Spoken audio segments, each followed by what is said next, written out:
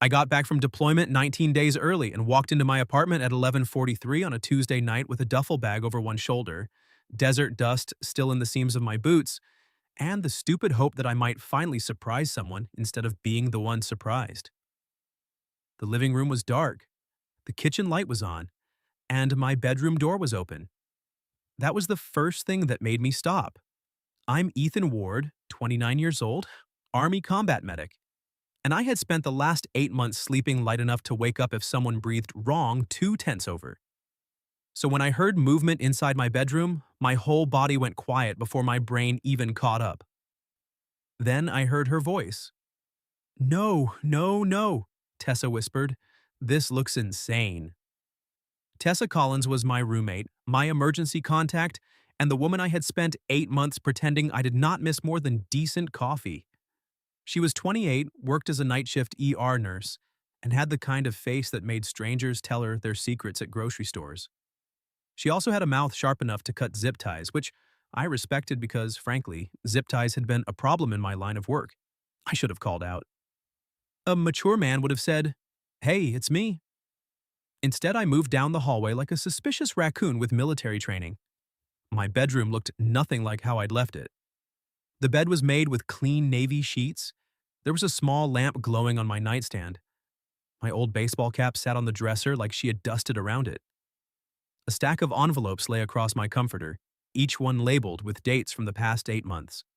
And Tessa was standing in the middle of it all wearing my gray army hoodie, her hair twisted into a messy knot, one sock sliding halfway off her heel.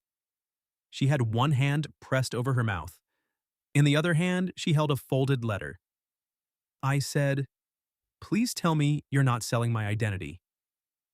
She spun around so fast she knocked her hip into my dresser. The letter slipped from her fingers. Her eyes went wide.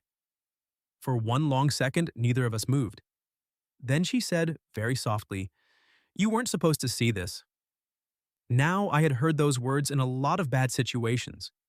Usually they involved blood, a missing supply crate, or a lieutenant trying to explain why a goat was inside a government vehicle. But coming from Tessa in my bedroom, wearing my hoodie like it belonged to her, it did something worse than scare me. It made my heart trip over itself. I dropped my duffel bag by the door. I came home early. I see that. You're in my room. I also see that. And you're wearing my hoodie. She looked down like the hoodie had betrayed her personally. It was cold. It's July. The air conditioning is aggressive. Tessa. Ethan. We stood there, both of us acting like this was a normal roommate conversation, and not the exact kind of moment people ruin by either saying too much or not enough. She reached for the letters, gathering them too quickly.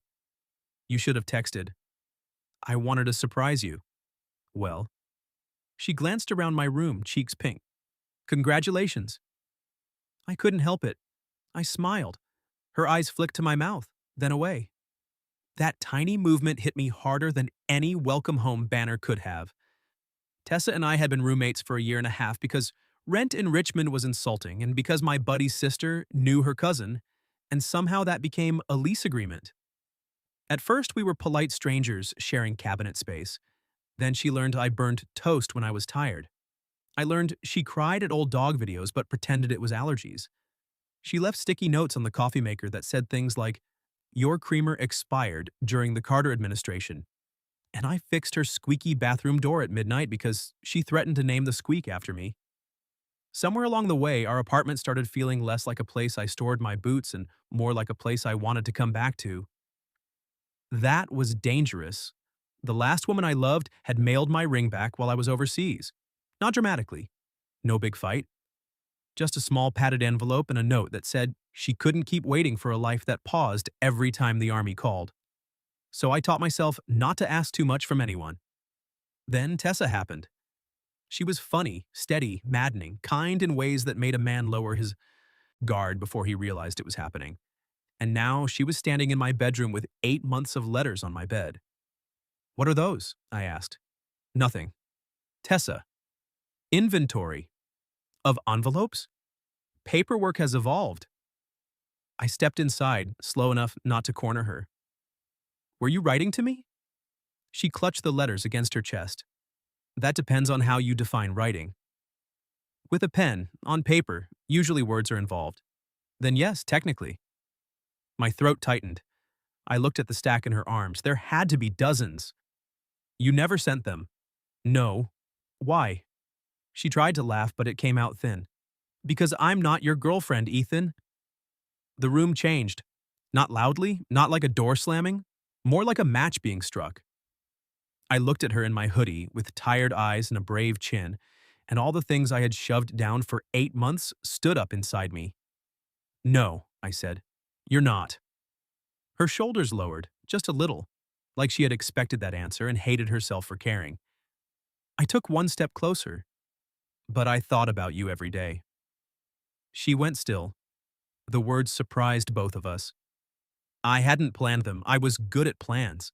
I planned routes, medical kits, evacuation timing. I did not plan to come home early and confess something in my bedroom while my roommate held secret letters like evidence.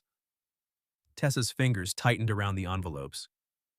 Don't say that because you just got home and everything feels intense. It felt intense in April. Her mouth parted. I swallowed. And May. And June. July was pretty bad too. Her eyes shone, but she recovered enough to arch one eyebrow. August was nothing special. I was trying to play it cool in August. A small laugh escaped her. It almost broke me.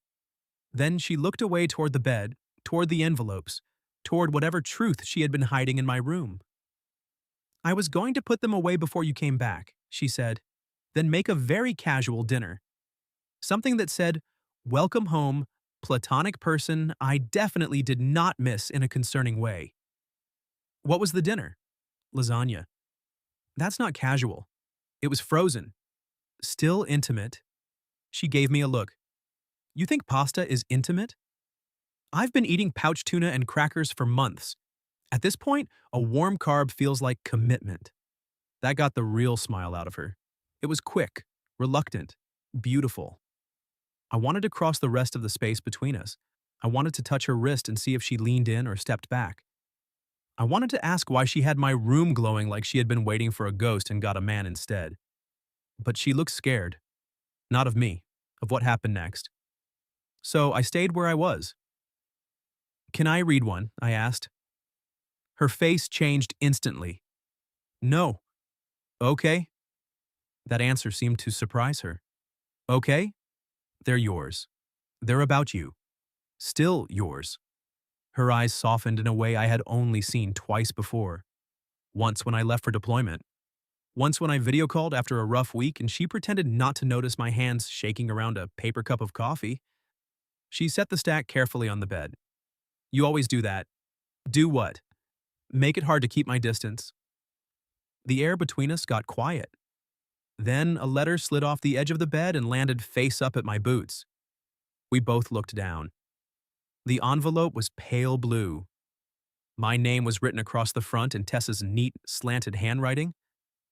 But underneath it, in smaller letters, was a line that made my breath stop. Open this if Ethan comes home and still looks at me like I'm only his roommate. For a second, I forgot how to breathe. Tessa made a tiny sound, half panic, half resignation, and bent to grab the envelope. I got there first. Not because I was trying to take it from her, reflex mostly. The same reflex that made me catch falling mugs, dropped scalpels, bad ideas. My fingers closed around the blue paper. Hers closed around my wrist. Everything stopped again. Her hand was warm, smaller than mine. Her thumb landed right over the pulse point that was currently betraying me like it had been paid off. Don't, she whispered. I looked up. She was close enough now that I could see the faint shadows under her eyes, the soft crease between her brows, the single loose strand of hair stuck to her cheek. Close enough to smell. Lavender detergent and coffee and something that was just Tessa. I said, I won't open it. Her grip eased, but she didn't let go.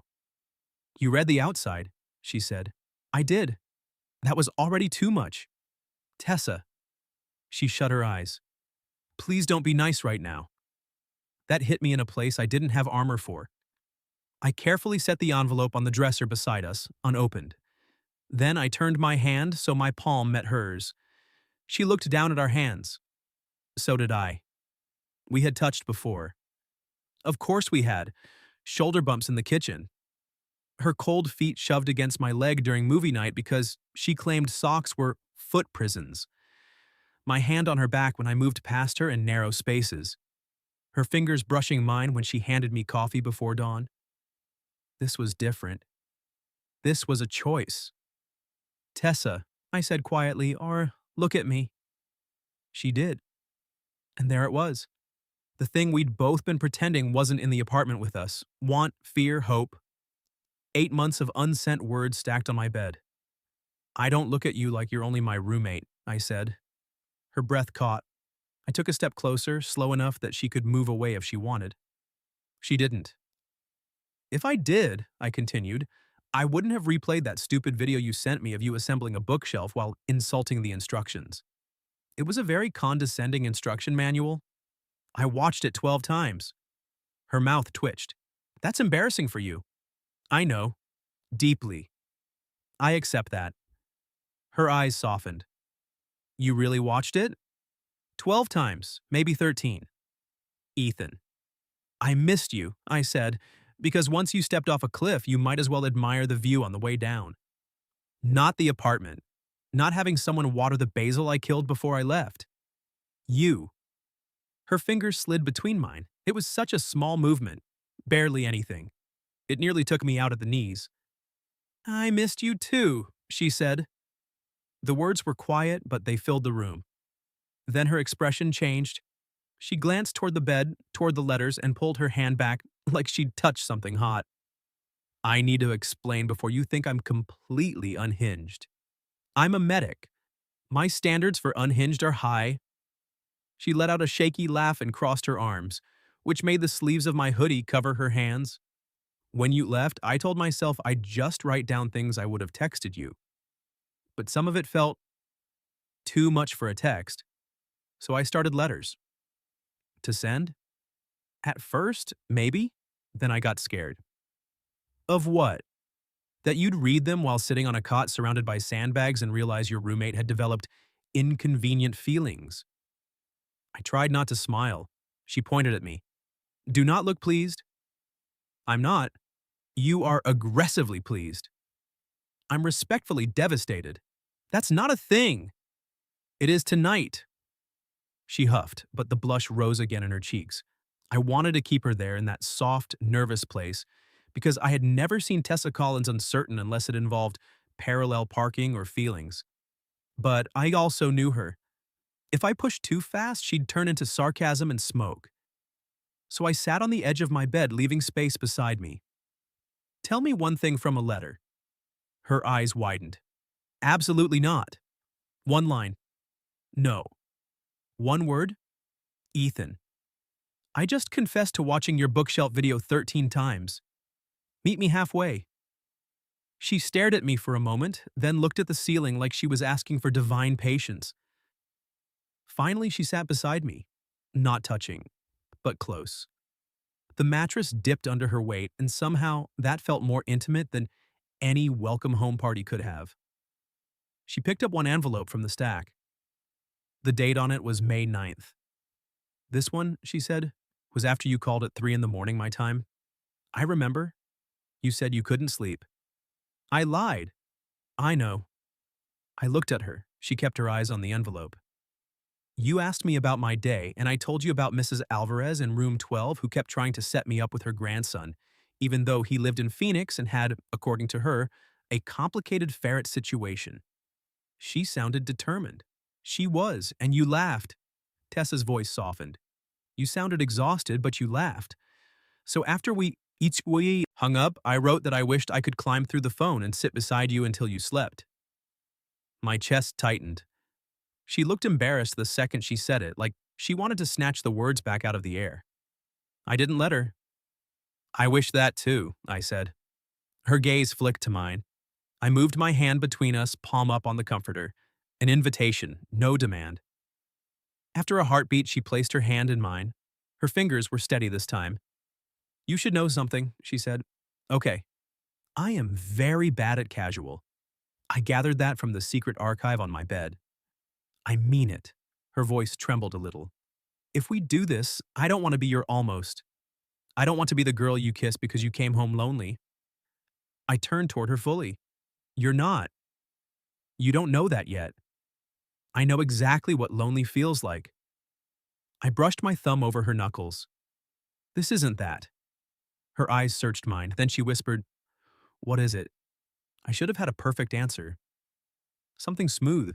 Something worthy of the way she was looking at me, but all I had was the truth. It's coming home, I said, and realizing I was aiming for you the whole time.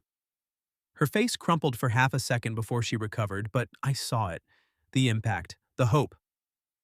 She leaned closer. I went still. Can I? She asked. My heart slammed once. Yes. Tessa kissed me first, softly, carefully, like she was testing whether the world would crack open. It didn't.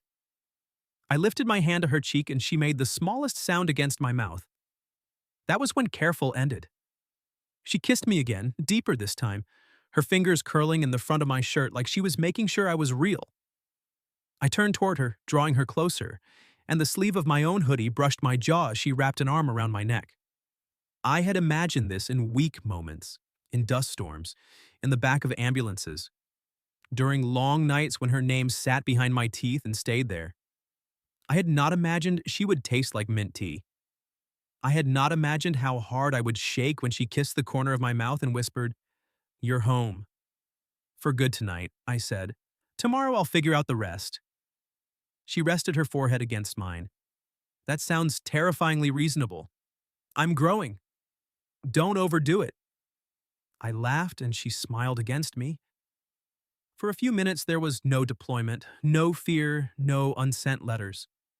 Just Tessa's knees touching mine, her hand warm at the back of my neck, our breathing uneven in the lamplight. Then her phone buzzed on the dresser. Once. Twice. She ignored it. I kissed her temple. You can check it. I don't want to. That may be the most romantic thing anyone's ever said to me. She groaned and reached for the phone. If it's the hospital, I'm blaming you. But when she looked at the screen, her smile faded. I felt it before I saw it. What is it? I asked. She turned the phone slightly away on instinct, then caught herself. A text glowed on the screen from an unknown number. You should have told him before he came home. Tessa went completely still. My training snapped awake, sharp and cold, but her hand found mine before I could stand. She held on, not hiding behind me, choosing me. Ethan, she said, voice thin but certain, there's one letter I really do need you to read. The letter she handed me wasn't blue. It was white, plain, and wrinkled at the corners, like she had carried it around and changed her mind 100 times. Across the front, she had written only one word. Ethan. No date. No joke. No little doodle in the corner like some of the others. Tessa sat beside me on the bed, close enough that our shoulders touched. Her phone lay face down between us like a sleeping snake. Before you read it, she said, I need you to know I wasn't trying to trap you into anything. I looked at her. Trap me? Emotionally. Tessa, you just kissed me in my bedroom while wearing my hoodie.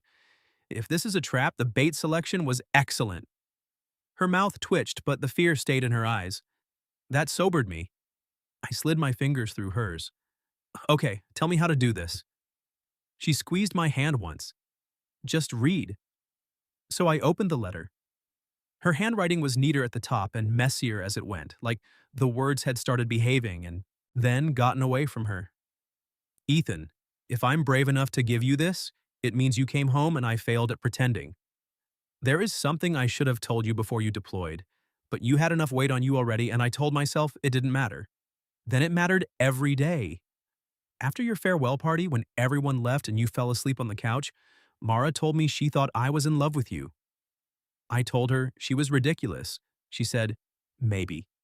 But he looks at you like he's memorizing a map. I stopped reading. Mara? I asked. Tessa's face tightened. My sister. I knew of Mara.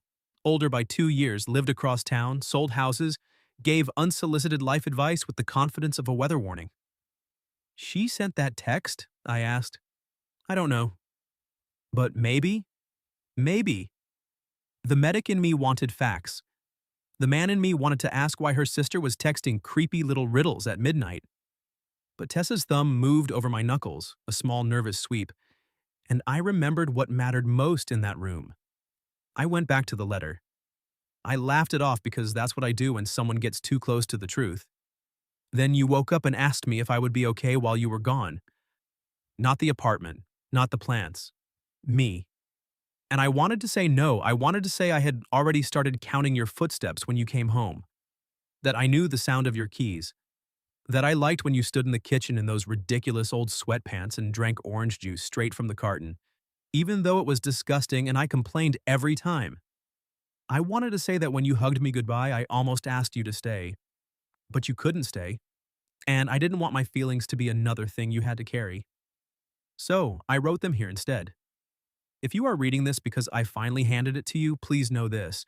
I don't need you to fix anything. I don't need a promise you're not ready to make. I only need the truth. If you feel even a little of what I feel, please don't walk around it anymore. I lowered the letter slowly. Tessa wasn't looking at me. She was staring at our hands like they contained the answer, and she was afraid to read it. My throat felt tight in a way no desert air had caused. You should have told me, I said. She nodded once, too quickly. I know. No. I turned toward her. I mean, I wish you had, because I would have had something real to hold on to. Her eyes lifted. I kept going before fear could shut either of us up. I spent months telling myself missing you was just missing home. But then I'd get a message from anyone else and be fine. I'd get one from you and carry it around all day like an idiot with a secret. You never said. I thought it would be selfish. Her laugh was soft and sad. Look at us. Two noble morons. Speak for yourself. I'm at least decorated. She shook her head, and a tear slipped down her cheek even as she smiled. I wiped it away with my thumb. The room went quiet again, but this time it didn't feel like dread. It felt like the pause before stepping into water together. Tessa, I said, I don't want almost either. Her breath trembled. I don't know every answer, I continued. I know my schedule will be messy. I know I'm still figuring out who I am when I'm not counting casualties or scanning rooftops. But I know I want you, not as a maybe, not as a deployment fever dream, you. She stared at me like those words had found every bruise. Then she leaned into my hand. I want you too, she whispered. Even when you drink from the carton like a raccoon in gym shorts. I can change. Don't lie this early in the relationship. I smiled. Relationship? Her eyes widened a fraction, like she hadn't meant to hand me the word. I held very still. Is that what we're calling this? She took a breath, then lifted her chin. Brave again. My favorite version of her, though I was starting to suspect all versions of her were my favorite. Yes, she said, if you are. Something in my chest unclenched. Yes, I said, I am. Her smile broke open, relieved and bright, and I kissed her because there was no universe where I didn't. This kiss wasn't startled like the first, it was sure. Her hand slid up my chest and mine settled at her waist, careful but wanting. She shifted closer until one knee pressed against my thigh and the letters crinkled beneath us. She pulled back just enough to murmur, "We are sitting on 8 months of my emotional instability." I'm honored. You should be alarmed. I contain multitudes. She laughed into my neck, and I held her there. For a while, the unknown number didn't matter. Mara didn't matter. Nothing mattered except Tessa tucked against me, her fingers tracing the seam of my sleeve like she was learning that I was really home. Eventually, she sighed. I should call my sister. I kissed her hair. Do you want me here? Yes. No hesitation. Then softer. But not because I'm scared, because I don't want to let go of your hand yet. I gave her my hand. Then don't. She picked up her phone and called Mara. It rang 5 times. Voicemail. Tessa frowned and tried again. Voicemail. She always answers me, she said. Could be asleep. She sent a horror movie text and then went to sleep. Maybe she's dramatic and committed. That earned me an elbow, gentle enough to count as affection. Then Tessa's phone buzzed again. This time, it was a photo. The image loaded slowly. It showed our apartment building from across the street. My bedroom window was lit. Below the photo was another message. Tell Ethan to look in the bottom drawer. Tessa's fingers went cold in mine. I looked at the dresser. Bottom drawer? My bottom drawer? The one where I kept old notebooks, spare medals, socks, and things I hadn't touched since before deployment. I stood, but Tessa stood with me, still holding on. Wait, she said. I looked back at her. She stepped in front of me, rose on her toes, and kissed me once. Firm. Deliberate. A claim, not a distraction. When she lowered herself, her eyes were frightened but clear. Whatever this is, she said, we do not let it steal what we just said. I cupped her face. No chance. Promise? I promise. Only then did she nod toward the dresser. Together, hand in hand, we opened the bottom drawer. Inside the bottom drawer was a shoebox I didn't recognize, not mine. White lid, red ribbon. A sticky note on top in Tessa's handwriting. For when he comes home. Tessa made a strangled sound. I looked at her. Please tell me this is not a bomb. It's worse. Worse than a bomb? It's sentimental. I stared at the box, then at her. You hid sentimental contraband in my sock drawer? I was going to move it before you got back. You keep saying that like I didn't catch you in here committing emotional burglary. Her blush came back fast, and despite the phone, the photo, the weird text, I loved that I could still make her blush. She reached for the shoebox, but I caught her hand gently. Do I get to open it? She bit her lip. Yes, but if you laugh, I'm leaving the country. I'll miss you terribly in Canada. I was thinking Portugal. Ambitious. Her mouth curved, nervous and sweet. I lifted the lid. Inside was a collection of small things. Not expensive, not dramatic. A packet of my favorite instant coffee. A keychain shaped like a tiny ambulance. A photo of us from last Christmas where I was holding a burnt pie and she was laughing so hard her eyes were closed. A folded list titled, Things Ethan Has to Eat When He Stops Pretending Field Rations Are Fine. There were also 2 tickets to a minor league baseball game dated next Friday. I picked them up. You hate baseball. I don't hate baseball. I hate 9 innings of men adjusting gloves and spitting. That is an important part of the game. It's a public health concern. I smiled down at the tickets. You bought these for me? For us. She swallowed. If you want it. I thought it could be casual, loud crowd, hot dogs, low lighting if my face did anything embarrassing. You planned a date? I planned a welcome home outing with romantic undertones. That's a date. Fine. She crossed her arms. I planned a date. The word landed between us, warm and alive. I set the tickets carefully on the dresser, then turned to her. Tessa Collins, are you asking me out? She looked terrified for 1 second, then tilted her chin. Yes. Ethan Ward, will you go on a baseball date with me and explain the rules only if I request clarification? I will. And will you refrain from calling it America's pastime more than once? I can't promise miracles. Then we'll negotiate. I stepped closer. I like negotiating with you. Her eyes dropped to my mouth. You like arguing with me. Same thing, but with eye contact. She laughed and I kissed her because the shoebox had undone me in a way no grand gesture ever could. This woman had built a little museum of wanting me home. She had made room for me in her life before she knew if I'd ask for it. When our lips met, she softened immediately, hands sliding around my waist beneath my jacket. I pulled her close, feeling the press of her heartbeat against mine. For a moment, the world narrowed to that. Her mouth, her breath, her fingers gripping my shirt like she was done pretending. Then my phone buzzed. Not hers, mine. We broke apart slowly. I took it from my pocket. Unknown number. A message waited on the screen. Ask her why she never sent the letter about Mara. Tessa saw it and went pale. The warmth in the room cooled around us. I looked at her. There's a letter about Mara? She nodded once. Is it bad? No, it's. She rubbed a hand over her forehead. Complicated. Okay, that's your response? I'm trying this new thing where I don't assume the woman who just asked me to baseball is secretly my enemy. She let out a shaky breath. Very modern of you. I put my phone face down beside hers. No more messages for a minute. But, no, I took both her hands. Whoever is doing this wants to drag us around by the fear. I'm not giving them the next 5 minutes. Her eyes searched mine. What are you giving me instead? The truth. And possibly cold lasagna if it exists. It does exist. Then I'm giving you romance at a very high culinary level. A tiny smile returned. Frozen lasagna by microwave light? Date 0. She stared at me for a long second. Then she squeezed my hands.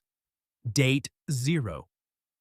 So we left the letters on the bed, the phones on the dresser, and went to the kitchen. It should have felt ridiculous. Maybe it was ridiculous. I had been home less than an hour. Someone was sending invasive texts. My roommate was now my girlfriend, if we were brave enough to say it twice. And still, standing barefoot in the kitchen while Tessa stabbed vent holes into plastic film, I felt steadier than I had in months. She handed me 2 forks. We're eating from the tray. Classy. You get plates after the 3rd date. What happens after the 2nd? I let you choose the movie without vetoing based on emotional damage. That's huge. I'm a generous woman. The microwave hummed. I leaned against the counter watching her in my hoodie. You know I'm going to keep staring at you in that, right? She glanced down. Possession is 9/10 of roommate law. Relationship law may differ. She turned toward me, softer now. Relationship? There it was again. The word asking to be held. I moved closer until our socks nearly touched.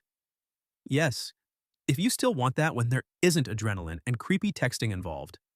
I wanted it when you were 7 time zones away and all I had was bad video calls and your ugly baseball cap on the dresser. It's vintage. It's tragic. It has character. It has stains with their own military history. I laughed and she reached up, brushing her thumb along my jaw. The teasing fell away. I want this, she said. I'm scared, but I want it.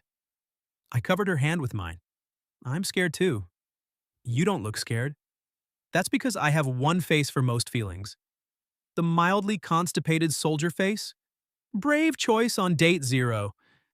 She smiled, then stepped into me and rested her forehead on my chest. I wrapped my arms around her, no heroics, no answers, just holding her in the kitchen while the microwave counted down and my heart learned the shape of peace.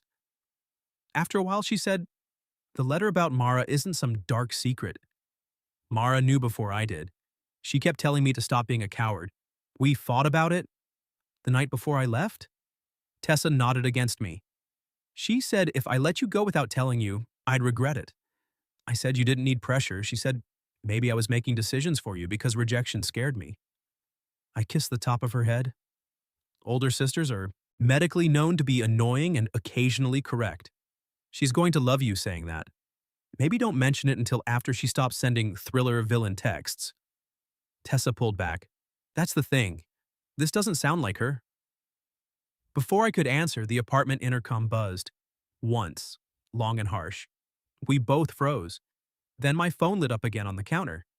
Unknown number. Come downstairs alone, Ethan. Or she finds out what Mara really did. I looked at the message. Then I looked at Tessa. No, she said immediately. I almost smiled, despite everything. I didn't say anything. You got that soldier face. The mildly constipated one? The one where you decide to do something noble and stupid. I set the phone down. I'm not going downstairs alone. Her chin lifted. Good. Because if you had, I was going to follow you with a fork. A tactical fork? The lasagna fork.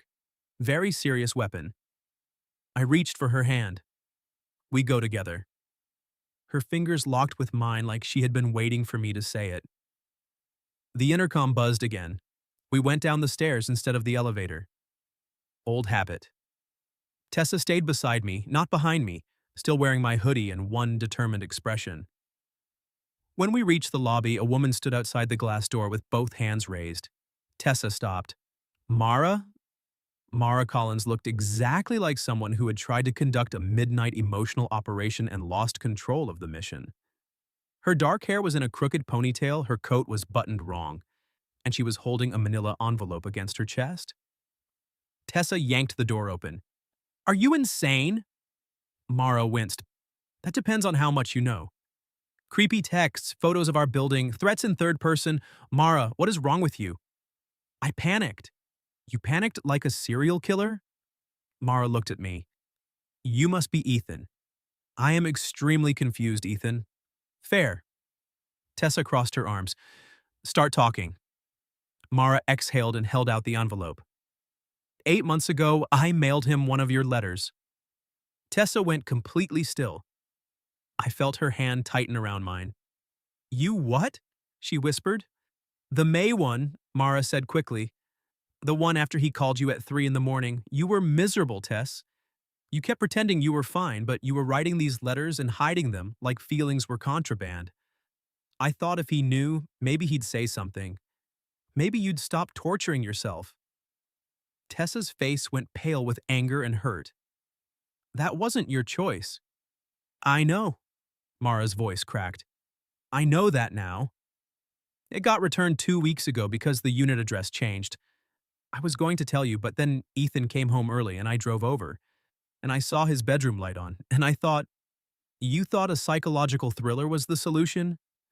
I thought if I texted, you'd both finally be honest before I confessed." I stared at her. "Why unknown number?" "My phone died. I used a texting app on my tablet." Tessa covered her face with her free hand. "I cannot believe we share DNA." Mara looked miserable. "I'm sorry." For a moment, nobody spoke. The lobby smelled like rain and old carpet.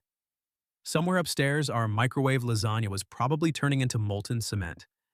My hand was still wrapped around Tessa's, and I could feel the tremor she was trying to hide. I turned toward her. "Hey."